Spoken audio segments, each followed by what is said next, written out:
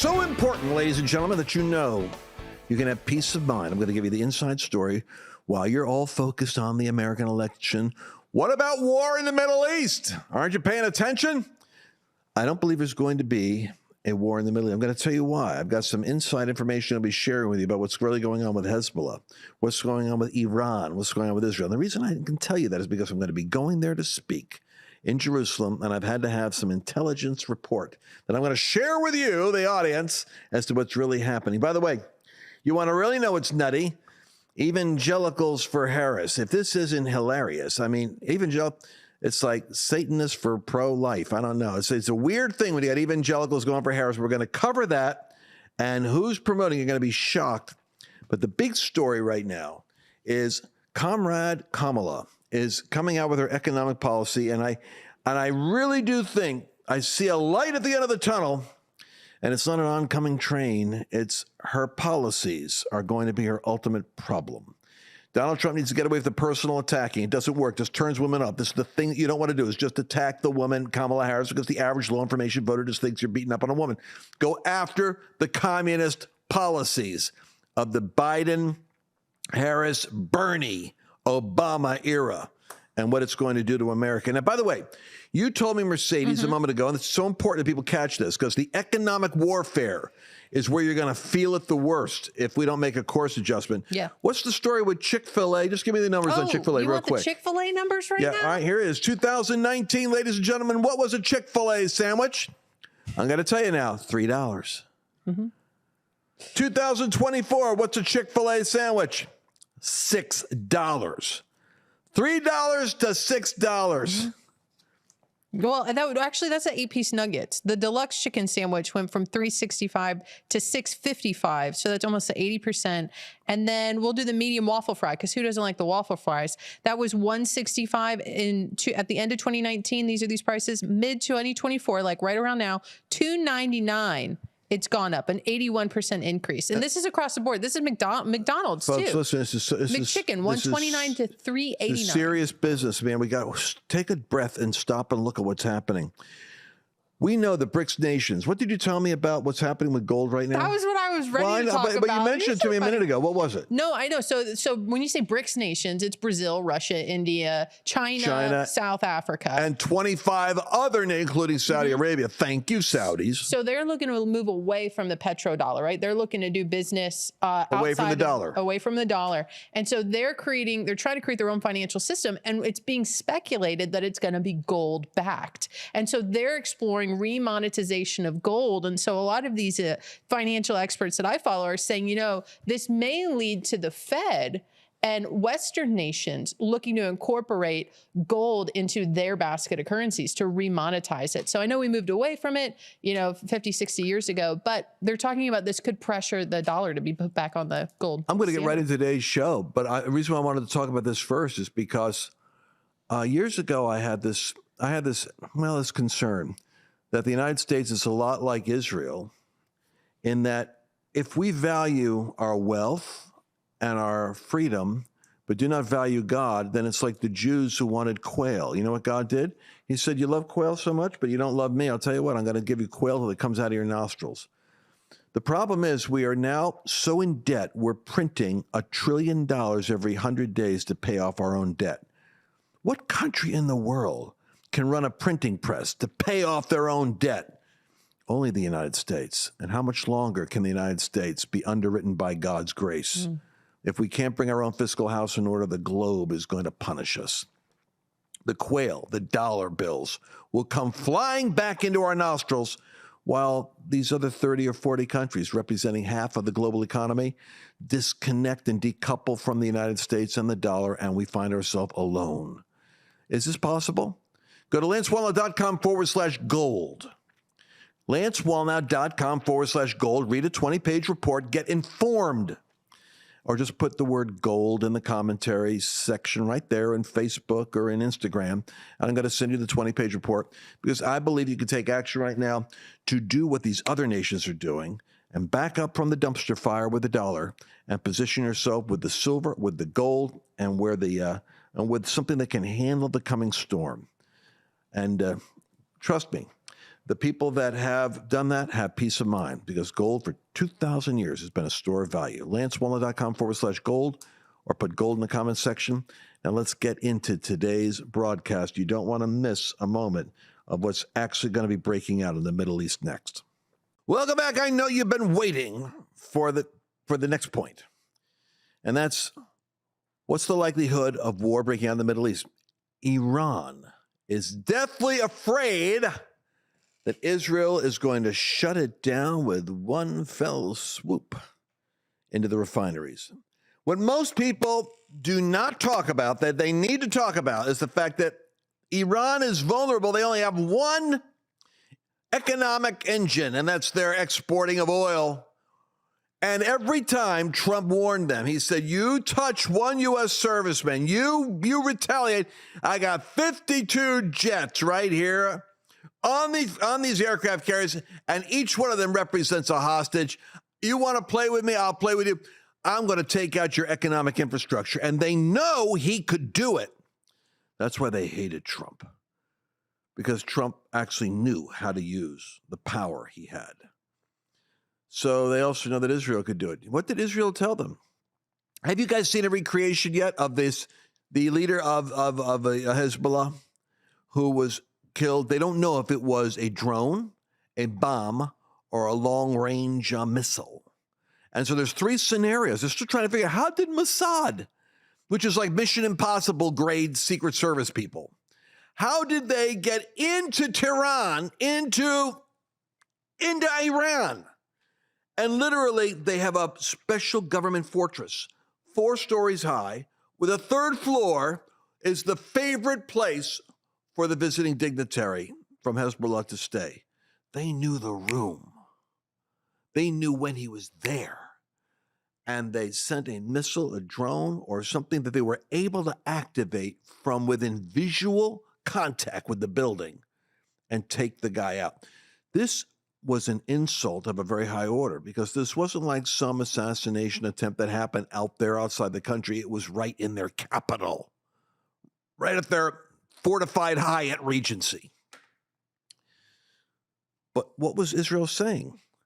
We have the ability to, with pinpoint precision, pick our targets. If you really do push us, then we will take out your economic infrastructure. We'll take out your refinery. Boom. I don't think Iran knows how to respond to this. I think they want to save face. They would love an assassination of Netanyahu. They would love to do something symbolic. They'd love to hit Trump. But they can't go for an all-out, in-your-face assault. They can't, and they certainly don't have the ability to do a repetition of the 300 drones and missiles. Now, I could be wrong, but I'd say that I'm banking on this so much so that I'm going to go to the Middle East, and I'm going to go speak in the Middle East, because I'm that confident that there's not going to be war. There may be terrorism events. Don't get me wrong, terror events. That's the MO. But in terms of all-out war, not while they have a chance of a Democrat in the White House. It's weird, isn't it? Democrats are the ones that create the wars. I mean, take Trump out, and what do you got? You got our screw up in Afghanistan. You got Russia going at Ukraine. We got Hezbollah and Hamas going against Israel. And it's Democrats. But for some reason, they don't fear Democrats. They don't fear Biden. They don't fear Harris. Trump gives them nightmares. Speaking of nightmares, here's one. Reverend Billy Graham's granddaughter joins Evangelicals For Harris. If there isn't one organization that, to me, is the epitome of irony, it's Evangelicals For Harris. That's like diabetics for Krispy Kreme. That's like Jews for Al-Qaeda. That's the KKK for BLM, Antifa for Trump. What more insanity can you have than voting Kamala for me is so much greater than policies? Spoken like a woke, well, shall we say, mindless youth. The granddaughter of the late Reverend Billy Graham endorsed Vice President Kamala Harris during an Evangelicals For Harris Zoom call Wednesday and suggested that Christians who support former President Donald Trump are causing people to turn away from Christianity. Well, I'm sure Kamala Harris is going to make them turn towards Jesus. Matter of fact, I'm pretty positive a lot of people are going to come to Jesus. She's president. That's the sad part.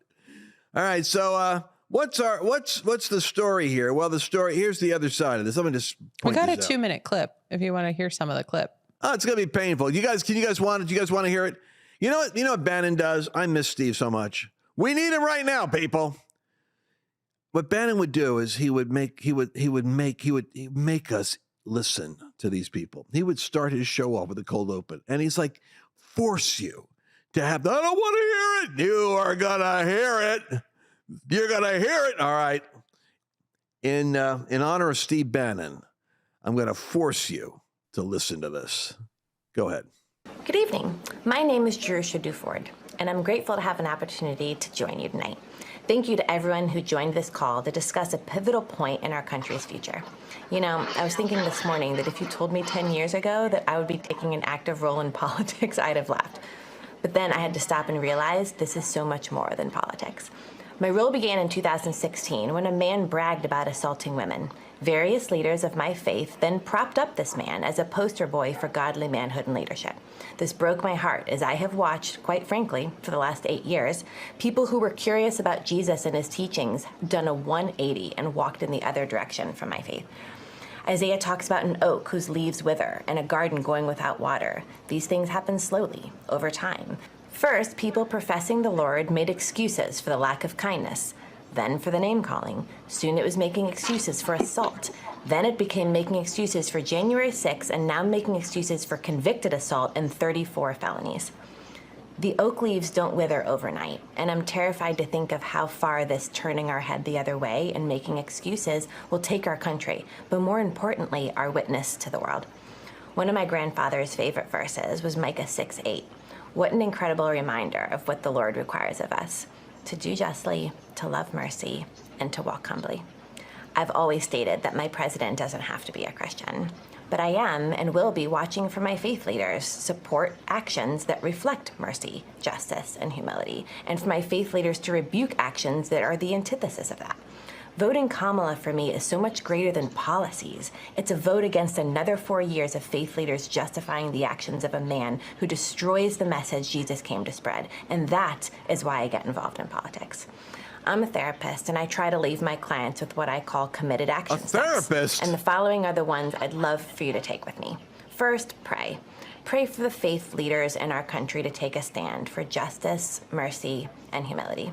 Second, pledge. Take the Evangelicals For Harris pledge on our website, evangelicalsforharris.com. And lastly, service. Go perform actions of service in your neighborhood or community, and then come back and share your story with the Evangelicals For Harris campaign. Thanks for listening to me. Let's do this. Acts of service. Drive your neighbor to the abortion clinic. Take your child over to the trans club where they can determine whether or not they're really a boy or a girl. Why don't you become a Satanist? Have a drag queen. Do drag queen hour at the local library. What annoys me the most about people like this, Billy Graham's granddaughter, she's going to dare to come out and become the instrument of the left for political purposes. She says, well, I would certainly vote for, well, the Antichrist if it's a vote against bad faith leaders. In other words, she's saying she's going to vote for someone as a vote against faith leaders she disagrees with. I want to hear what Dad has to say, Mercedes, but I just want to point something out.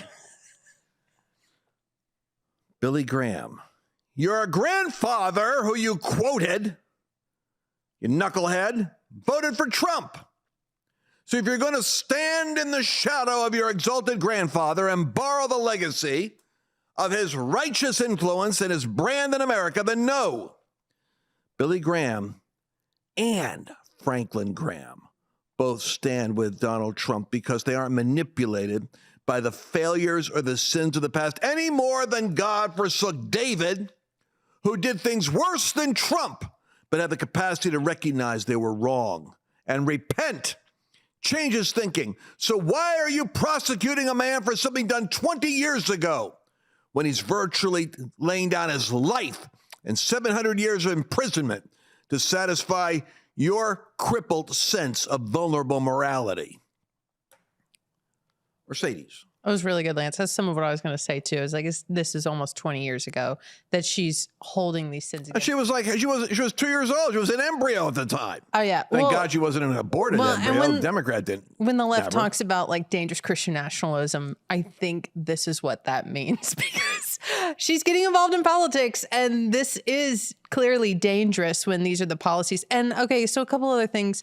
What's with the Sith Lord lighting? Like, did you see the lighting game going on? It was like light on this side and then like dark on this side. It was very, very strange. But this is what the left wants to do. This is what religious people want you to do, is get stuck on the politicians at the top of the heap. When we're really talking about, like Lance is pointing out so eloquently, we're talking about biblical worldview issues. We're talking about fundamental biblical principles. And from there, we build out policy and platforms. And so when you look at a Democrat platform, like Lance illustrated, versus a Republican platform, you see a stark difference between one that upholds what the Word of God says and one that stands opposed to it. But she wants you to look at sins from a man's past from 20 years ago and falsely hold that against him. It's so ignorant that you would allow somebody to enact policies that are actively anti-Christian because you don't like the personality of the person who is standing for biblical principles. Judge not according to appearances, but judge righteous judgment. By the way, Evangelicals for Harris, formerly Evangelicals for Biden, formerly Diabetics for Krispy Kreme. Actually, on Wednesday, they had a Zoom conference hosted by the reparations activist, Ikemini Uwan, who's argued that whiteness is wicked and the police as an institution need to be destroyed and rebuilt. Policing was founded, we all know, on the re-enslavement of black people. So your Evangelicals for Harris is promoting the reparations for whiteness, paying back the blacks because whiteness is wicked. I don't know if you've noticed your skin tone, young lady, but you're self-destructive in your own policies and your own influence. And thank God your grandfather, and I guess, I don't know, is Franklin her father or her uncle? I'd have to look it up. Anyway. I got to land the plane on 22 seconds over, but we'll be right back. We're entering a period of time that has increased hostility against people of faith. It's a time when Christians are going to be tested on a moral, physical, psychological, and even a financial basis. I'm here to remind you that God is the one who has blessed you thus far, and He will take care of you in the future. You have a divine responsibility, however, to see trouble and prepare yourself. For example, with record inflation eating away at the value of the U.S. dollar, the savings in your retirement account is in danger of slipping away. I recommend diversifying your 401k or IRA out of paper assets and into physical gold. And the best way to do that is with a gold IRA from Birch Gold Group. Now that includes no penalties, there's no taxes when you transfer current retirement funds into Birch Gold. To see how it works, I want you to go to lancewallnau.com/Birch and get your free info kit, and you'll be glad that you did. I know you've been waiting for me. You've been waiting for this last segment. And I'm so glad that you're here. Because we're going to move out of Evangelicals for Harris. We're going to deliver ourselves from Antifa for Trump and Jews for Al-Qaeda. We're going to now go to a more edifying subject. The future of communism in the United States, coming from Kamala Harris, Comrade Kamala. There'll be plenty of opportunities to figure out an epitaph for her in the days ahead. But I want to play video cut 10 as Kamala Harris begins to explain her vast economic experience creating jobs and building profitable businesses, which she's never done. However, her dad was a Marxist professor and told her, if you do it the way the Soviets do, it'll work. Listen to Price Control 101 from Trump. Kamala went full communist. You heard that? She went full communist. She wants to destroy our country. After causing catastrophic inflation, Comrade Kamala announced that she wants to institute socialist price controls. You saw that. Never worked before, never ever worked. This is the Maduro plan, Venezuela. Maduro plan of like the old Soviet Union. They tried it. How did the Soviet Union work out? It became Russia, a smaller version. It was a smaller version. It will cause rationing, hunger, and skyrocketing prices, just like their Inflation Reduction Act caused, one of the great scams of all time. They got it approved with a beautiful name, Inflation Reduction, because inflation under their system has been so bad. It's gone up much more than 50%. You know, they say 30, 40, 50, much more. People are being devastated. They're being devastated. You know what I hope Trump actually does? He doesn't do it enough. Is there's a point where you actually have to give statistics and not just break it down in simple Queens type language, at the barbecue. You got to say it's bad, it's devastating. Specifics are really going to be important to people, that they can hear the facts. What is the percentage of increase on the loaf of bread, on the glass of milk, on a gallon of gas, et cetera, on the cost of a home? The data is important. Do you realize, for instance, nobody's talking about the border. I don't know what happened. If Bannon was here, see, they put Bannon in prison because the last time Trump ran in 2016, Steve Bannon, during the final 100 days, closed the gap and put him over by 120,000 votes in 4 swing states. They locked Bannon up to keep that strategic influence away from Trump. Here's what he'd be saying now. Listen, forget the cute epithets on who she is. Start talking about her policies specifically, challenging her to own her clarity. And don't forget the border, Mr. President. Nobody's talking about the border. Let me give you some data today, right now, that Trump needs. Listen to me, Mr. President Trump. There are more single male standing army men that have come through the border that are able to go to war against the United States. More combat ready, eligible, physically fit, independent men from foreign countries in the United States than we have men in our military force right now in the United States. We have more foreigners that are of military capacity in our borders than we have standing soldiers ready to be activated in the U.S. Army. Think about that. We have more people that have died from fentanyl in the last 5 years than died from Afghanistan, Iraq, the Middle East wars, and Vietnam combined. Fentanyl. And by the way, fentanyl is in here as a drug cartel policy from the cartels. It's here from China, manufacturing it. It's their version of the opium attack that they had to endure by the West and by England during their previous period of history. Here's the reality about price controls. When you enact Kamala's crazy communist idea that these people are price gouging. Notice how the left always has to find a criminal. Who's the criminal? Somebody's making a profit. Whoever's making a profit's the criminal. That's what socialism says. Kill the business people. They're the ones that are profiting off of this. Go into that's where the smash and grab comes in. Who's training these kids to do that? Kamala Harris's Marxist teachers. It's all unjust. They've gamed the system. You're behind because they stole your opportunity. Go smash, go grab, go take what's yours. They're just filthy, commercial interests trying to prosper on the back of the poor like they've always done. See, that's how you destroy a country.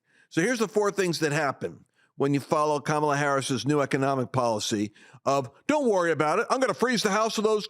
I'm going to freeze the price of houses. I'm going to freeze the price of gas. I'm going to freeze the price of bread. You watch. I'm going to deal with those profiteers.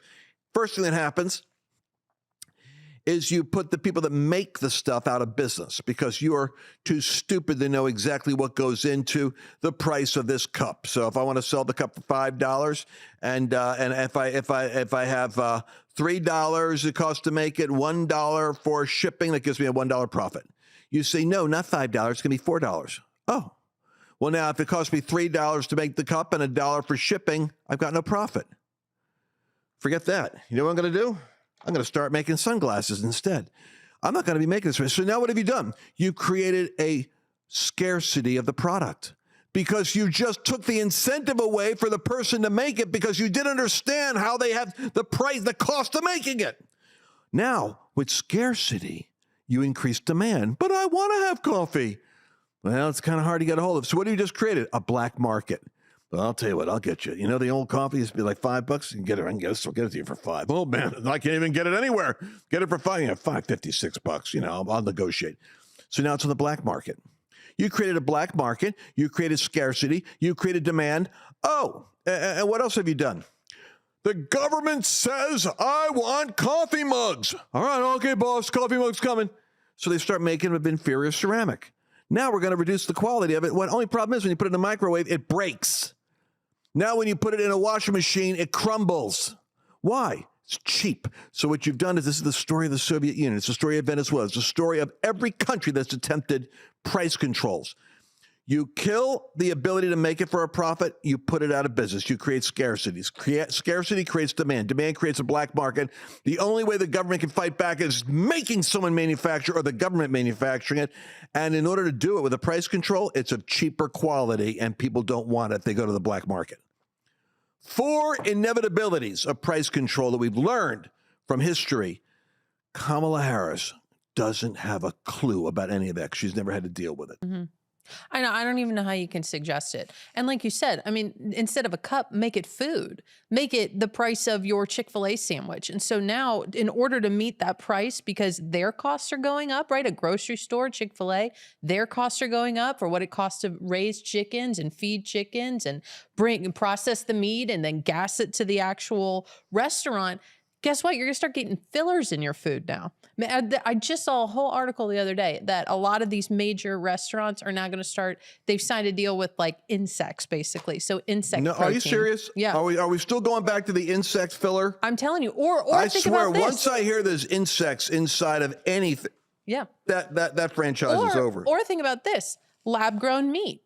You know what? Like, that's a whole other industry that's blooming that they're going to try to, that I think they will try to force on us. And so how do you get there? Let's fix the price of meat. You know, the other thing that happened too, Lance, and we got 2 minutes left, but did you see that came out in the news, like 300 million or something crazy, some number of Social Security numbers were hacked and then leaked. Did you see that? Yes, yeah, I did. Right? That's insane. I did. So everybody's Social Security number is basically out there now. Correct. And then, so you know what I'm thinking is on the tail end of that? I'm thinking, oh, here's a convenient problem. Guess what we'll all get? I know the solution, digital IDs. It's not Social Security number. Now everybody needs a digital ID. Like, it's so bizarre. Like, some of these crises that are happening, you think, is this being manufactured? So that they start proposing other solutions. And this is where the conspiracy mindset comes in, because the conspiracy answers all questions. The problem is, conspiracies can be an oversimplification of something. I was listening to Gad Saad last night talking about how the anti-Semitism is on the rise. He said, and you know, the reason for that is that there's a conspiracy theory that the Jews are behind all the problems.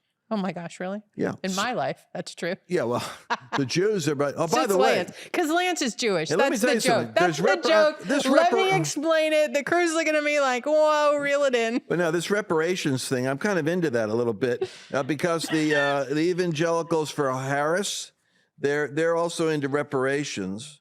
And I'm 20% Ashkenazi Jew, and I think everybody who is anti-Semitic owes me 20 cents on a dollar. I'm serious. I should be getting 20% reparations for all the agita Jews have had to put up with for all these years by anti-Semites. Anyway, I'm Pentecostal, so it probably cancels out my 20%. But do we have anything? I was going to give you, we don't hardly have any time. You got your outrage of the week. Oh, Planned Parenthood is offering free abortions. Isn't this amazing? How weird has America got? Free abortions at the DNC. And free vasectomies. Now, here's the weird thing. The vasectomies is a good idea.